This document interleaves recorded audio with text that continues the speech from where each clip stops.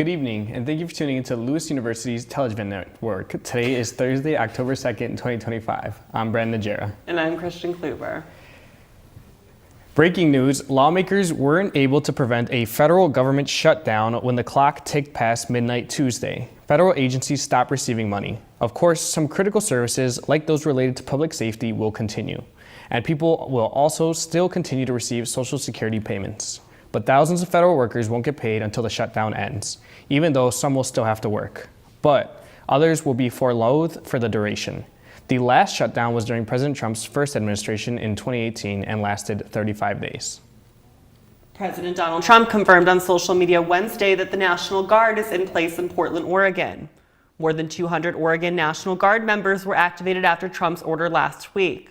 Oregon's governor and city officials are sung over the move, arguing it's unlawful and unwarranted. They accuse the administration of using old protest footage to justify the action. Portland's police chief also says events on the ground don't match the national narrative described by the president. Despite that, Trump insists that Portland is in crisis, comparing it to a third world country in a social media post. 20 Democratic states are suing the Department of Justice. The group is suing to stop the new DOJ rule focused on undocumented migrants. The rule bars states from using federal grant funds to provide legal services to those undocumented who are victims of domestic violence and other crimes. The 20 states and Washington, D.C. argue the rule violates the spending clause in the U.S. Constitution. The lawsuit claims the rule would retroactively apply to grants already distributed to the states. It also calls the rule ambiguous as to how states should decide which programs are restricted for any given reasons. The DOJ rule is part of the agency's broad effort to limit federal grants. It comes in the midst of the Trump administration's hardline anti-immigration agenda and its actions to identify and deport undocumented migrants. The United States has placed sanctions on dozens of people and entities that are tied to Iran's defense with nuclear weapon programs. Both the U.S. Treasury Department and the U.S. State Department issued multiple restrictions on Wednesday. The move is in support of the G7 snapback of sanctions under the Iran nuclear deal. The snapback process is a veto-proof mechanism at the United Nations Security Council built in the 2015 nuclear deal. It allows for sanctions to go back into effect within 30 days upon information Iran wasn't complying with the deal's terms. All of the G7 countries are in the process of imposing sanctions on Iran. The group is urging Iran to refrain from any escalatory action and to engage in direct talks with the U.S. It also calls for Iran to make notable progress towards meeting its nuclear obligations.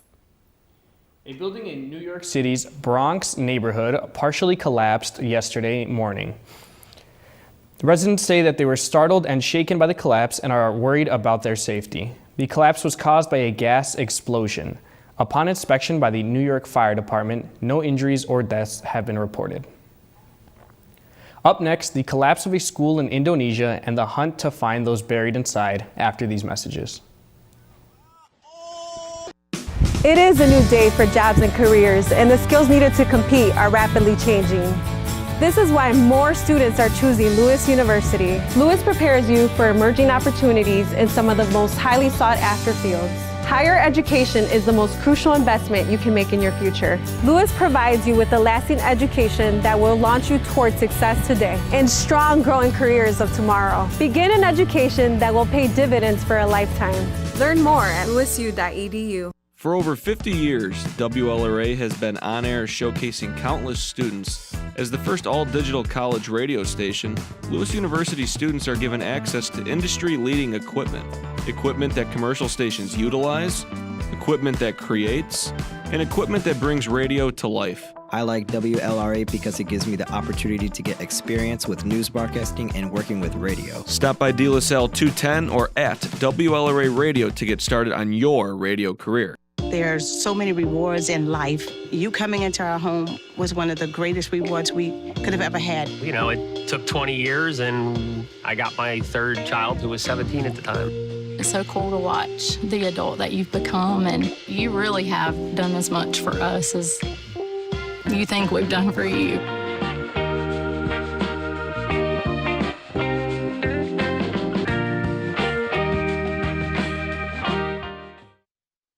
15 seconds. Indonesian rescue teams are frantically searching for many young students buried for 2 days under rubble in Sidaro, East Java, after their Islamic boarding school collapsed on them during afternoon prayers. In the mangled concrete of the collapsed century-old boarding school, authorities located 6 children were alive and were running food and water and oxygen to the trapped group. Indonesia's National Disaster Management Authority confirmed late Tuesday at least 91 people remain missing. At least 3 people have died and 100 others were injured. Officials have warned that time is running out to reach those still alive as the mammoth rescue operation entered its 3rd day on Wednesday. Rescue efforts are under further strain, however, after an earthquake struck the region of Senep about 124 miles from the collapse site. Authorities fear the impact of those tremors may have packed the debris tighter. The 6 trapped children were able to communicate with the team on Wednesday, and rescuers were creating tunnel-like passages to save the survivors. About 300 rescue workers continue to try to reach those trapped on Wednesday, but efforts have been hampered by the instability of the collapsed structure, and those are concerned that using heavy machinery to remove the debris would cause the building to further collapse.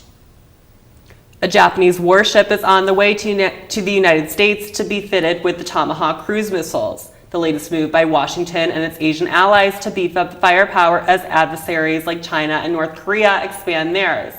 The JS Chokai, an Aegis-equipped guided missile destroyer, is headed to the U.S. for a year-long deployment, during which the ship will undergo modifications and crew training to enable it to launch the Tomahawk's maneuverability cruise missiles with a range of about 1,000 miles. That would put targets deep inside China or North Korea well within the range of the Japanese warship. Japan in early 2024 signed a deal with the U.S. to acquire 400 Tomahawks as part of Tokyo's plan to increase defense spending to counter region's threats.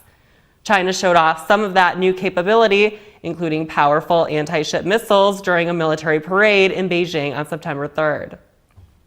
Afghanistan faced a sweeping internet blackout on Tuesday after the Taliban cut off access as part of a crackdown on immoral activities, raising fears of further isolation from the millions living under their rule. Internet watchdog NetBlocks reported that multiple networks and telephone services were disconnected, resulting in a total internet blackout in the country of 43 million people. The United States assistance mission in Afghanistan called for immediate and full restoration of the nationwide internet and telecommunications access. The blackout is one of the most extensive telecom shutdowns since the Taliban returned to power in 2021, prompting fears of a return to previous restrictions on mass communications. Taliban officials warned earlier that they would cut off internet access nationwide to prevent immoral activities. An alternate communication system has been promised for essential needs, though details remain unclear. The shutdown is expected to have devastating consequences for Afghans relying on the internet for education, communication, and access to humanitarian support. Activists warned that the blackout has silenced Afghan voices and cut off the country from the outside world.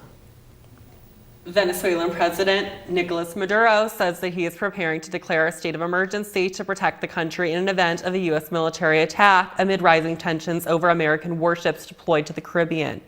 The U.S. claims its military presence is to combat drug trafficking, but Venezuela sees it as a move towards regime change. The U.S. has accused Maduro of drug trafficking and raised the reward for his arrest to $50 million. Recent U.S. strikes have targeted alleged drug vessels, resulting in multiple deaths, but evidence has not been provided. Venezuela has responded to the U.S. deployment with military drills in the Caribbean, militia mobilization, and a display of Russian fighter jets. The military has been training militia members in neighborhoods to prepare for foreign threats. Hundreds of militia members paraded with armed forces in Caracas in shows of force. More than 100 fishermen participated in the coastal protest to show the readiness to defend the country. Venezuela says it doesn't seek war, but is prepared for aggression.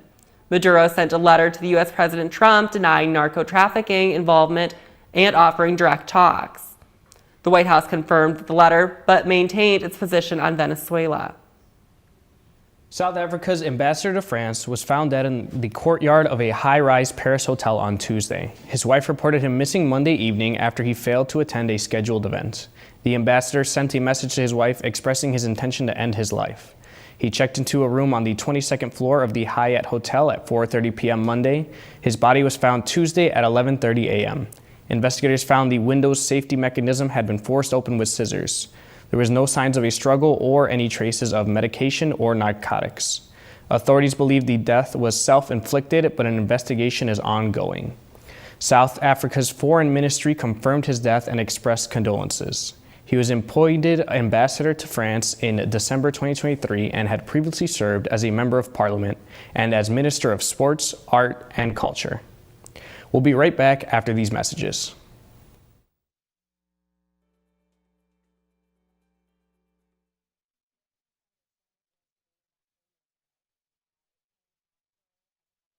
First child. She was born at 24 weeks. She weighed 1 pound, 12 ounces.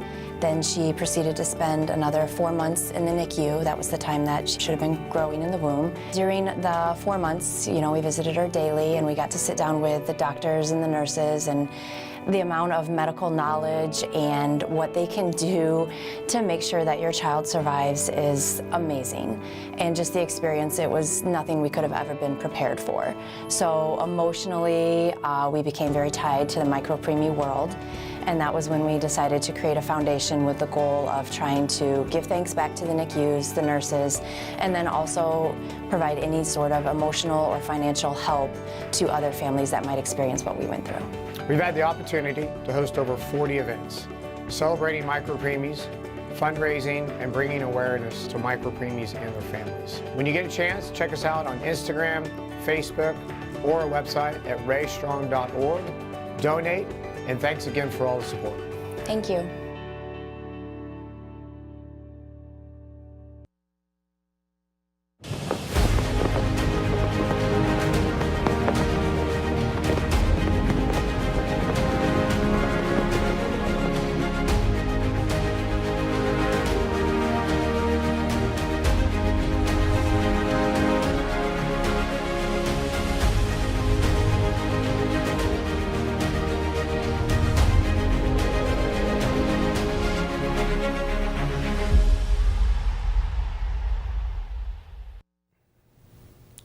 With tensions rising over the globe, some students and professors need an outlet. A professor at Lewis University, Dr. Schultz, is offering a welcoming space to speak your mind. With more on this, reporter Christian Kluver.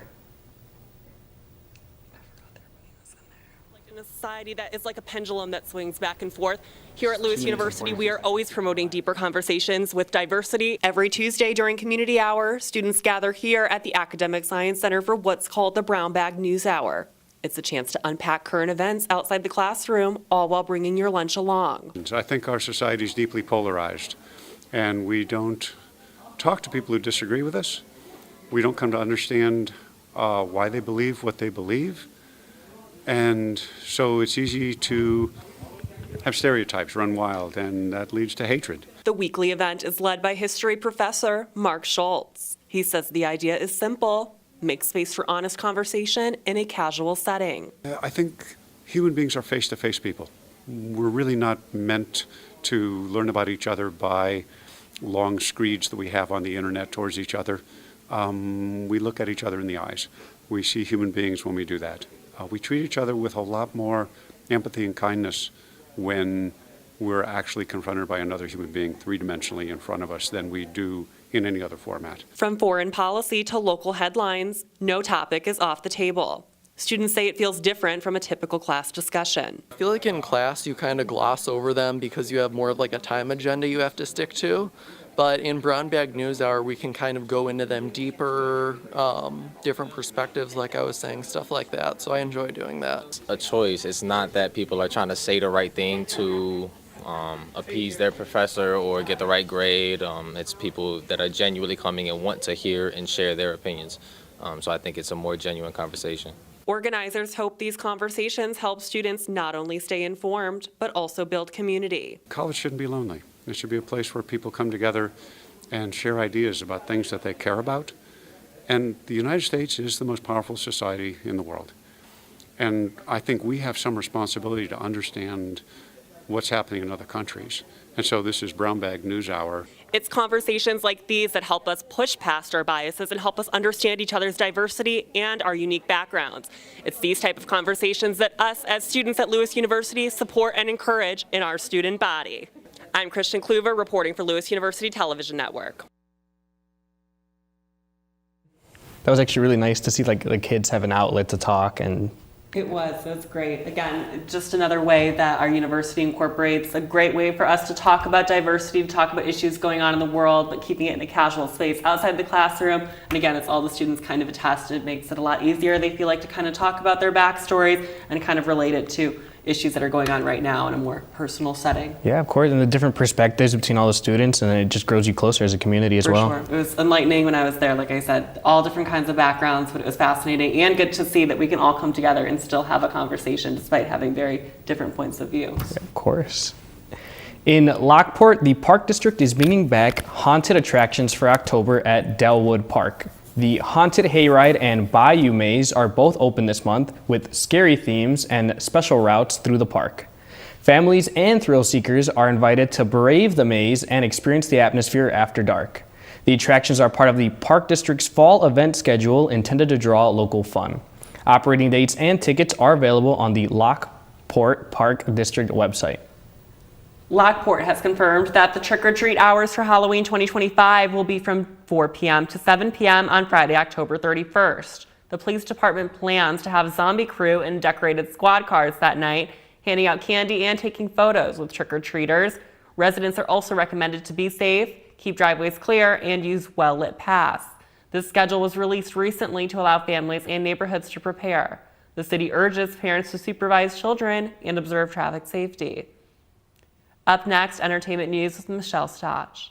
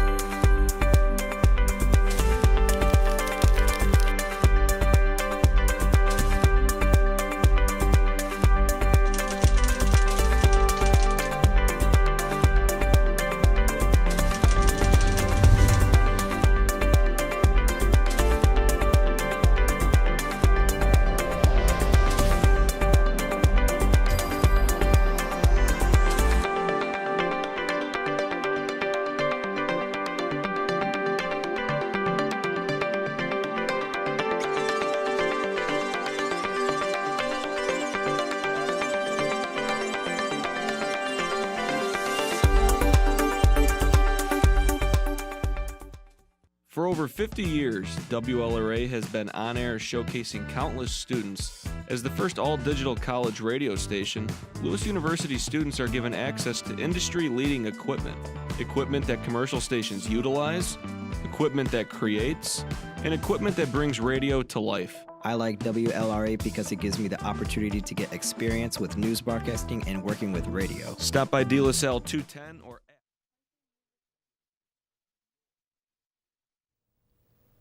Country music legend Dolly Parton just announced she's postponing her Las Vegas residency at Caesars Palace. She was supposed to perform in December, but shared on social media that she's dealing with some health issues. Dolly says she needs a few procedures and won't have enough time to rehearse the way she wants. At 79, she's not ready to retire, but admits this is a sign she should take it a little easier. No word yet on when the shows will be rescheduled, but fans are wishing her a speedy recovery. Selena Gomez and music producer Benny Blanco are officially married. The couple tied the knot in California this past Saturday. Selena shared the happy news along with some wedding pictures on social media. They started dating in 2023 and got engaged last December, but they've actually known each other since 2015. That's when Benny co-produced Selena's song Same Old Love. Since then, they've worked together on several of her hits, including I Can't Get Enough. On the flip side, this Hollywood power couple is calling it quits. Nicole Kidman and Keith Urban are splitting up after nearly 20 years of marriage. The Oscar-winning actress and Grammy-winning country star have reportedly gone their separate ways and are no longer living together in Nashville. The couple shares 2 teenage daughters. No official statement has been made yet, but fans are definitely surprised by the news. It was a big weekend at the box office, and the top contenders couldn't be more different. One's a gritty R-rated action thriller, and the other is a colorful G-rated kids movie. So which one took the top spot? One Battle After Another, starring Leonardo DiCaprio, claimed #1 with $22.4 million. Right behind it was Gabby's Dollhouse, the movie, which pulled in $13.7 million. Demon Slayer Infinity Castle came in third, while horror fans helped The Conjuring Last Rites and The Strangers Chapter 2 round out the top 5. A true Hollywood legend just hit a major milestone. Julie Andrews is 90 as of yesterday. The Oscar, Emmy, and Grammy winner stole hearts in classics like Mary Poppins, The Sound of Music, and The Princess Diaries. Happy birthday, Julie. And in other movie news, Emily Blunt is teaming up and clashing with Dwayne Johnson in The Smashing Machine.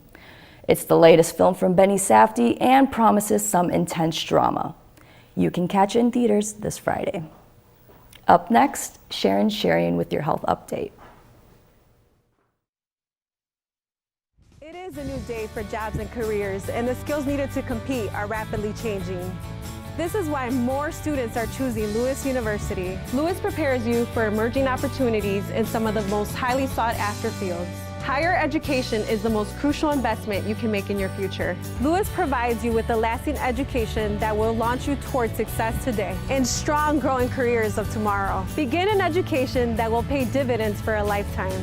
Learn more at lewisu.edu.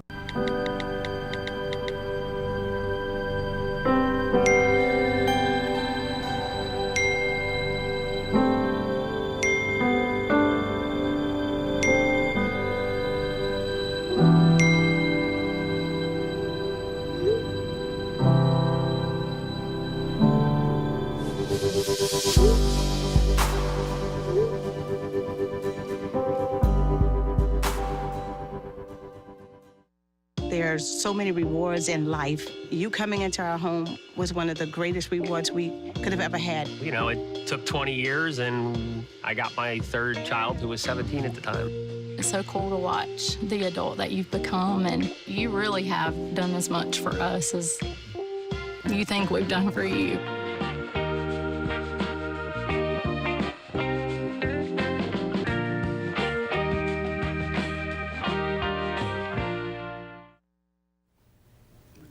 Walmart is making changes to its food.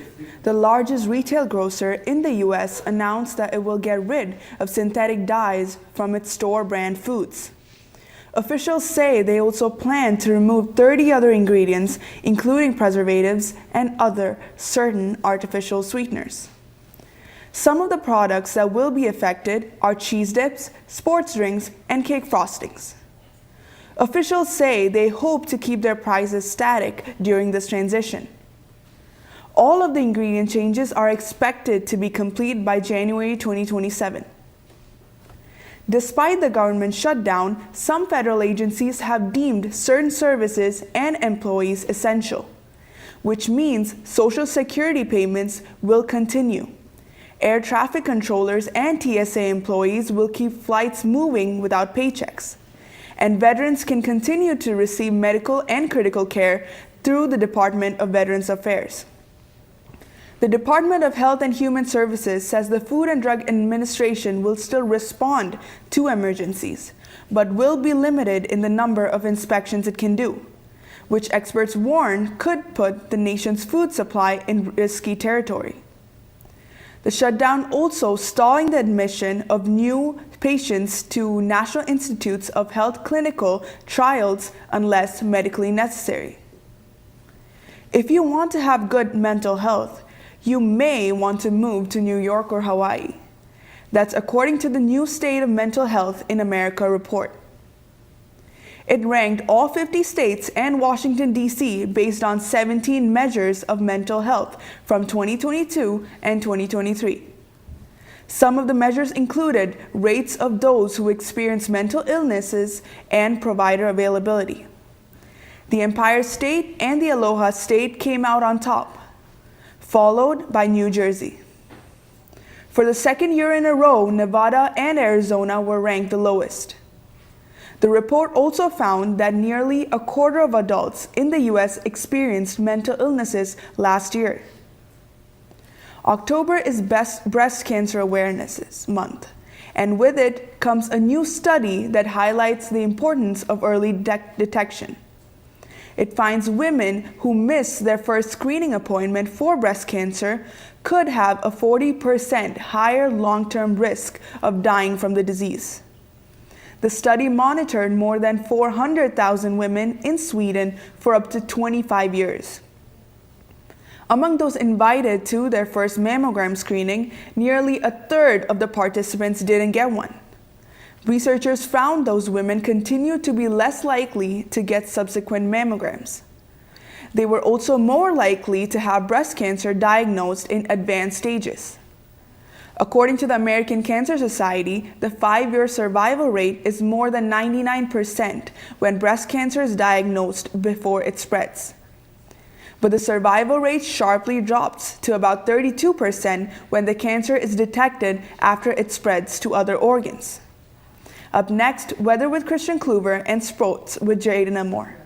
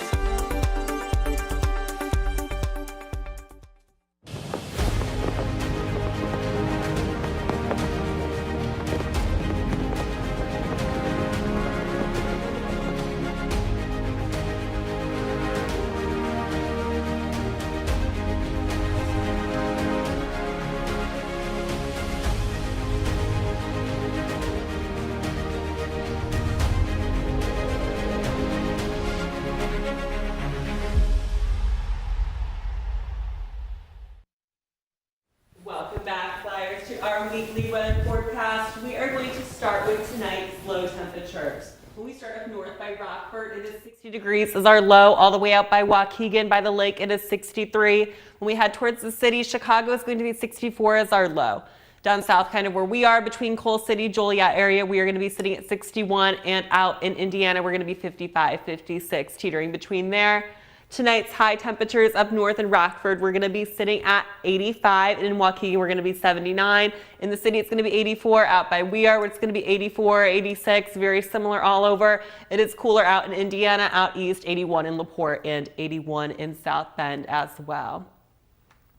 Our radar around the area, again, it is completely clear down south. There is very little scattered showers. Again, it's not going to hit us. And if you look everywhere else, we are completely clear around the area. Temperature changes, these are over the last 24 hours. Up north, it was a 7-degree temperature change. In Rockford, down south in Joliet, it was an 8-degree change. All the way out west in LaPorte, less than that, it was 2-degree change and 3-degree change in South Bend. In the city, it was a 9-degree temperature change. For our 7-day outlook, it has been nice. Our last little bit of summer, it seems like. 82 is our temperature today, partly cloudy as well tomorrow. On Friday, 87 is going to be our high. We are also going to have a warm weekend. 87 is our high on Saturday, 83 is our high on Sunday. Both those days are going to be sunny, and into next week, it's going to be sunny as well. Partly cloudy Monday, a little bit of rain on Tuesday, sunny on Wednesday. 82 is our high on Monday, 69 as our high on Tuesday, and 64 is just to cool off towards the end of the week on Wednesday. That is all for our weather this week. We're going to pass over to Jaden Elmore with sports. More than a year after earning Olympic bronze, Melissa Jefferson Wooden has risen to the top of the world sprinting. At the 2025 World Athletics Championships, she captured gold in the 100-meter, 200-meter, and 4x1 relay, joining Shelly Ann Fraser-Price as the only woman to achieve the Triple Crown. Her 100-meter time of 10:61 seconds set a championship record and moved her closer to Florence Griffith Jr.'s world record. With the 2028 Los Angeles Olympics ahead, Jefferson Wooden says she's not satisfied and hopes to add Olympic gold to her historic run.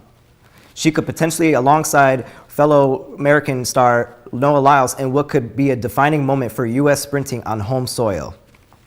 The Lewis University women's golf team played in the Gilda's Club Laker Invitational on Monday, which was hosted by Grand Valley State. Graduate student Kendall Farm from Carroll Stream led the Flyers with a tie for 8th place. The tournament was 36 holes in one day. Farm's best round came in the morning when she shot a 71, 1 under par with 4 birdies, 3 of them on the front 9. Finley Ashley DeVlow won the individual title at 4 under, while Grand Valley State won the team title at 9 over. Lewis tied for 7th as a team, finishing 55 over par. The Flyers will host their own tournament, the Flyers Fall Intercollegiate, on October 6th through 7th at Cog Hill Golf and Country Hill Club in Lamont. The Lewis University's women's volleyball team won their first home game of the season Tuesday night, sweeping in state rival Roosevelt 3-0 at Neil Carey Arena. With the victory, the Flyers moved to 8-6 on the year, while the Lakers dropped to 1-12. In the opening set, Lewis led 7-6 before a kill from junior Sarah Newberry sparked a 9-0 run to extend the lead to 16-6. Senior Emma O'Neill added 3 kills during the surge, but Roosevelt answered with a run of their own to cut the score to 21-19. The Flyers responded by closing out the set with 4 straight points to secure a 25-19 win and take a 1-0 lead in the match.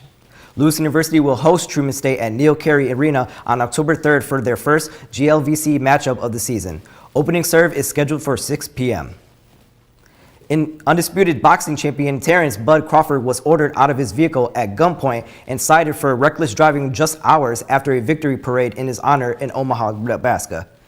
According to the police, the incident occurred early Sunday morning after officers observed a firearm on the driver's side floorboard, prompting them to remove Crawford and 3 passengers from the car.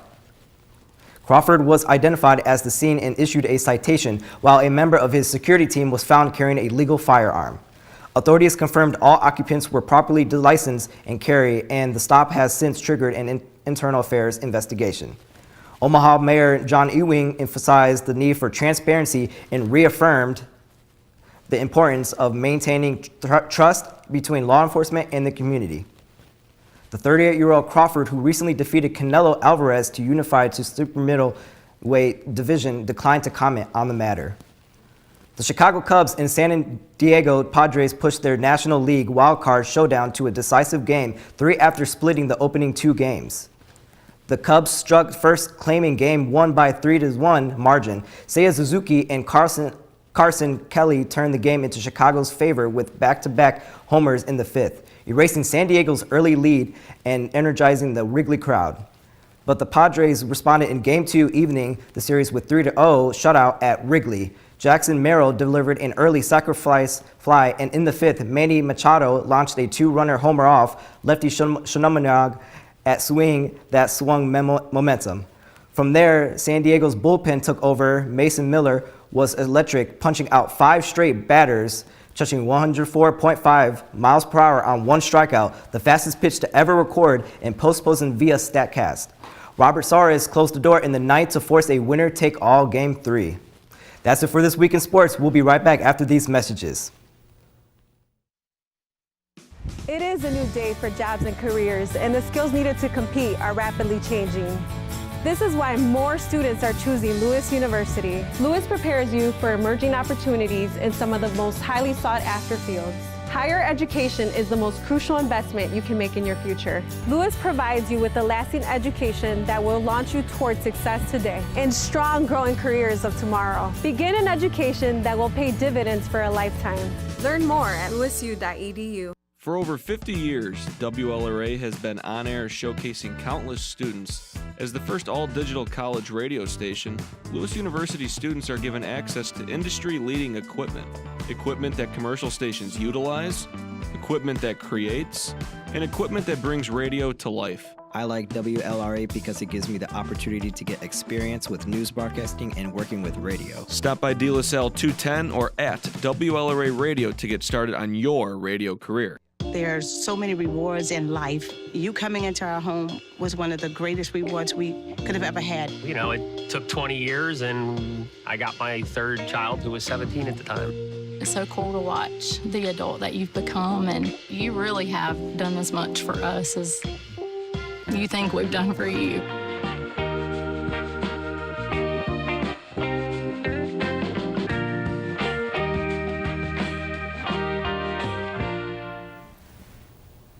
That's it for today's news. As a reminder, you can always keep up with Lewis University Television Network on Facebook, Instagram, Threads, and by visiting our YouTube channel. I'm Brandon Najera. And I'm Christian Kluber. Have a great night, and we'll see you next week.